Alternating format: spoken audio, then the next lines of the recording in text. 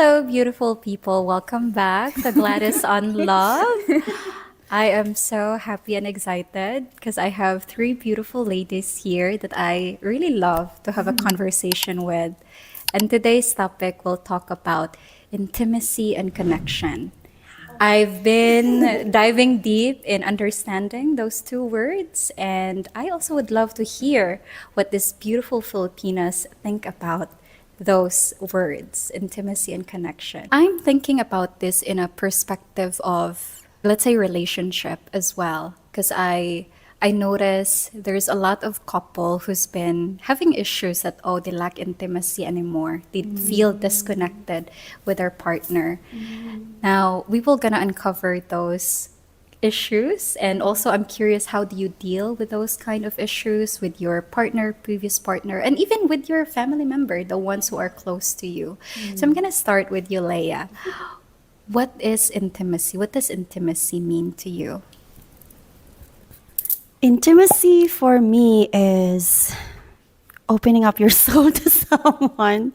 For me, it's really something deep, something that is showing yourself to someone, because I consider ourselves like having some masks or shells when we go out, right?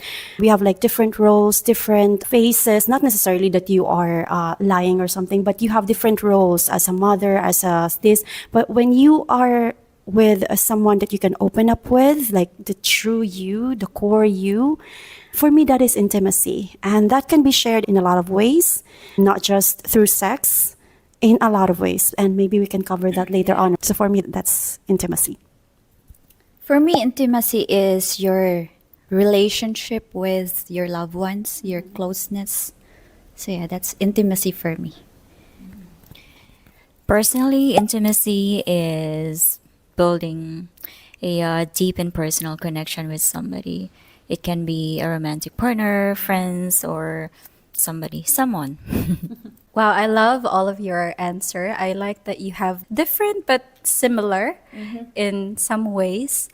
Because for me, when I talk about intimacy, I see it as a four level. There's emotional intimacy, there's physical intimacy, there's also intellectual and recreational intimacy.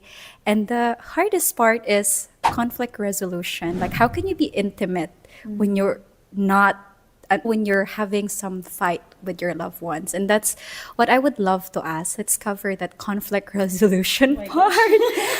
How can you keep the intimacy when you're actually having misunderstanding or fight with your partner or with someone you love? For me, the first thing is providing the space to, like really the space, the physical space. Then after that, providing the emotional security space, meaning the space for the person to regulate, be able to communicate and release. So you've got to know the person, which one he or she prefer.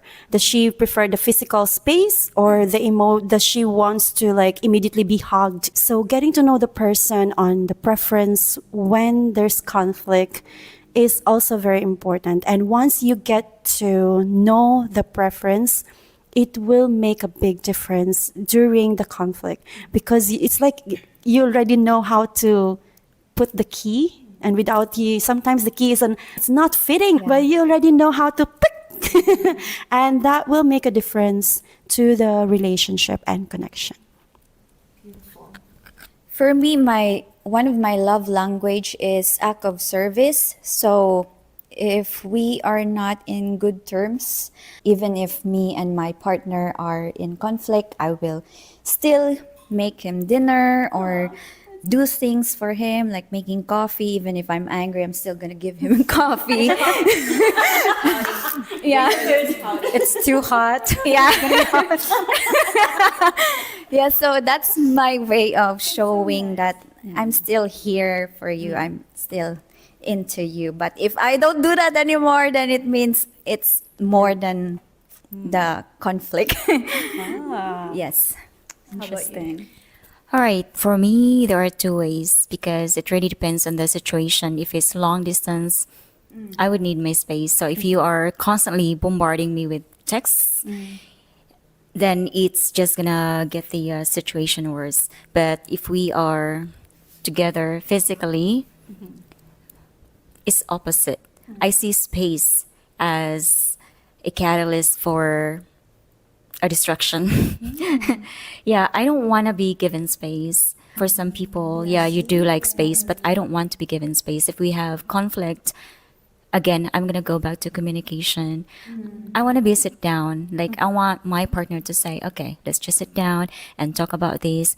What do you want me to do? And all these things. So communication really is plays a big role for me. I love that. I love all of your answers, and I love that there's also difference, the contrast, which relates to what you said. Find the key, tune it down, and know how to use it. Be familiar. Now, let's go back to the different aspect of intimacy that I point out earlier. And some of you already pointed out when we talk about physical intimacy, most people they think of sex right away. But are there or let's say what does physical intimacy even mean to you guys, to you ladies? First thing on my mind is really hug. I love hugs. I love cuddles. So for me, it's not physical intimacy or even just like that. When your partner just put the hand while driving, for me, that's already like, oh, he loves me. So as simple as that. Yeah, me too. Cuddle. I love cuddle. I like physical touch, and even to my daughter, not only to my partner, and also words of affirmation, telling how beautiful you are or how smart you are. I always do this to my daughter. I always give her words of affirmation while cuddling her, or to my partner, how handsome he is. Things like this. This is for me intimacy. All right, so for physical intimacy, like I like how you said it, it doesn't have to be sexual all the time. A simple act of hugging and a kiss in the forehead. Like I really like kisses in the forehead. Yeah. And holding hands in public, like you said, when he's driving or when you're driving and his hand is on your lap or knees. For me, Love is in the air. so for me, it will be holding hands. I really like that. And like I mentioned earlier, this type of intimacy, physical intimacy, or I'm sorry, physical acts rather, can really be a powerful expression of love. And it's very easy to do that. And it's so simple. Exactly. A lot of couples, they are so focused on, oh, we're not being intimate, which they actually mean we're not having sex anymore. You can always amp it up, arouse the sexiness by just touching, hugging. Start slow, foreplay. Don't go right away because sometimes we're just not in the mood for it. But that doesn't mean we can't be intimate with our partners. I love all the description and tips that you can actually be intimate with your loved ones.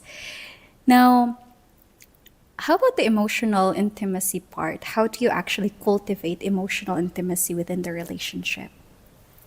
Yeah, when it comes to emotion, it's really complex because it really depends on the person.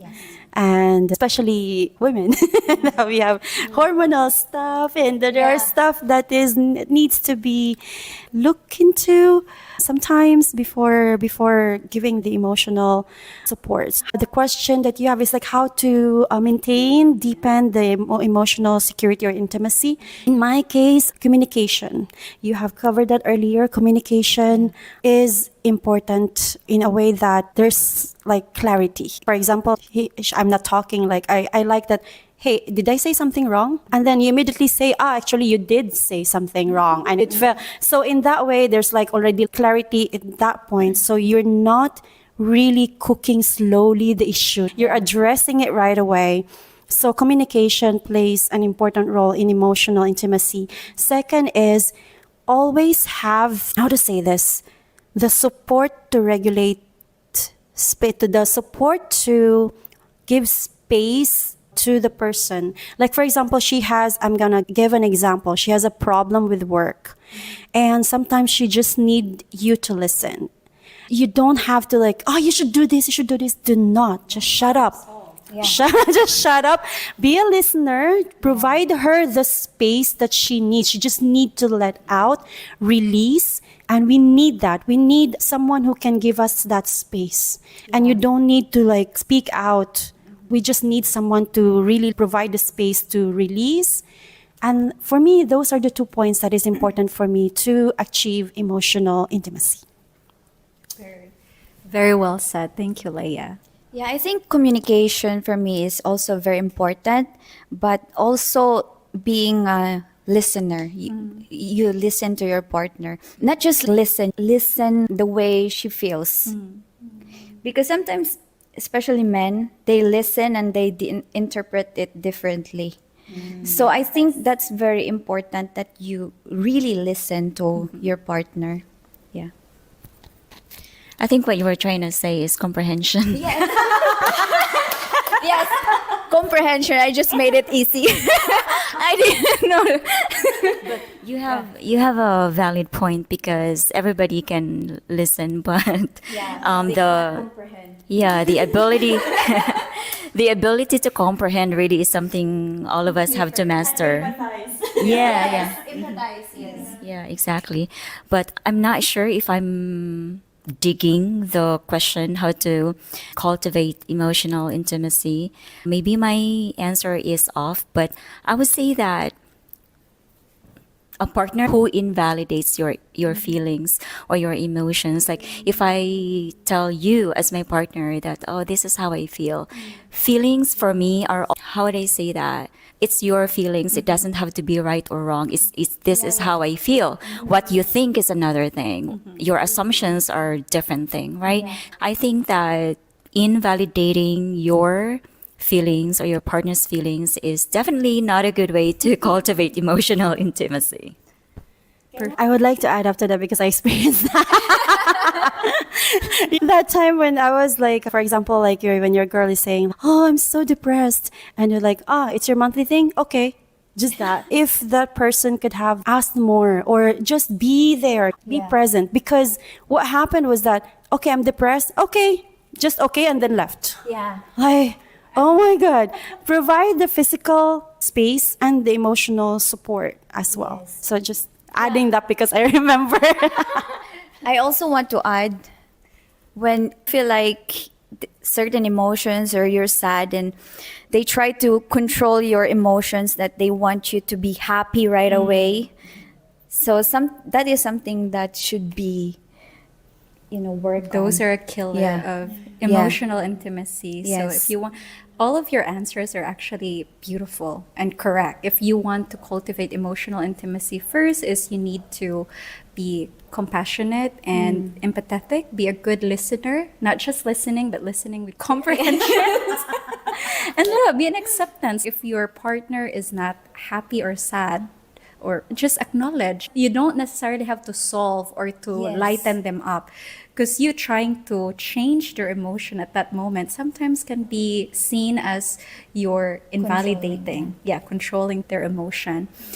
Now, my take on emotional intimacy is that I've learned a framework actually that I've been introducing to some of my clients who's doing the 6 weeks to lasting intimacy and connection with me, is that you set aside time, at least once a week maybe, if you can, to actually express what is it that you love, what is it that you fear, or maybe I'm doing it backward. What is it that you desire or want? What is it that you fear? And what is it that you love? Because emotional intimacy is all about expressing it to your partner, those three things. And mostly the fear is the part where we are having such a hard time with. We can express, oh, I want this, I want us to do this, I want us to be like this, and oh, I love you, I appreciate you. But with the fear thing, it's so hard. When you do this, it hurts me. Like when you didn't spend time enough with me, it hurts me. This is how I feel. So having those real conversation could really cultivate like emotional intimacy. And I realize sometimes having a framework, something to actually start with, is a good idea because it's so broad. Yeah. But, and again, all of the answers that you guys shared are part of that. So thank you so much. Now, my other question. Now we're done with the physical, emotional. Now let's talk about intellectual and recreational intimacy. Those words, what do you think would be a way to build the intimacy in that area? I really love someone that I can share with in all aspects, and especially the spiritual part. And it's a challenge,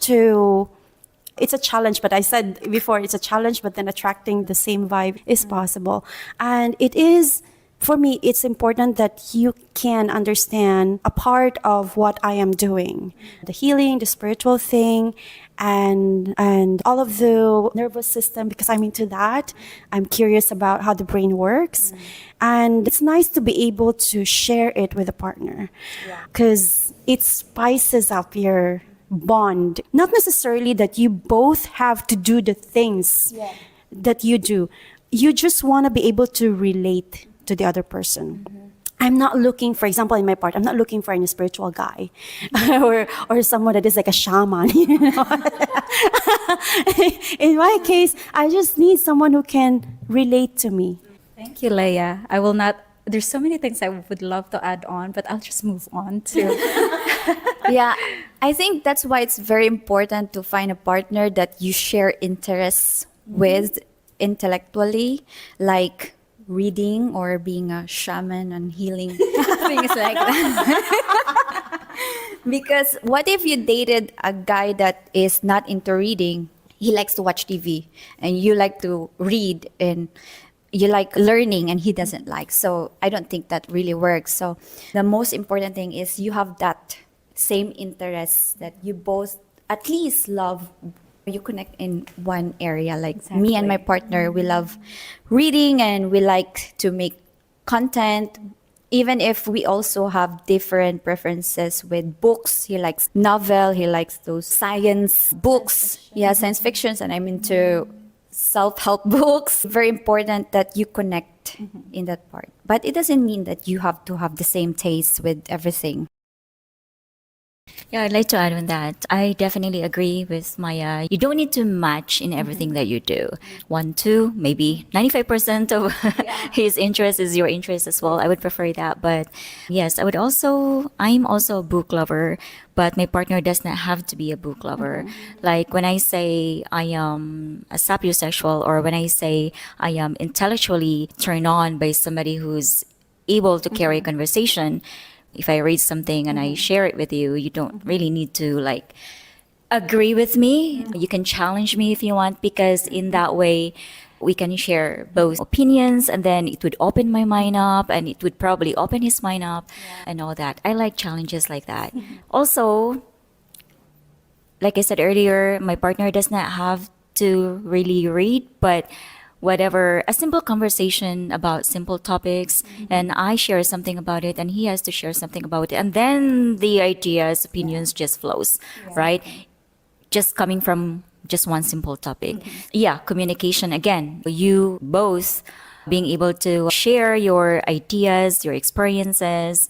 It doesn't really have to be always deep, because sometimes being deep is also draining and exhausting. And it's like I mentioned to you before, it feels like you're always defending your thesis every day. Yeah. You like challenge? Here.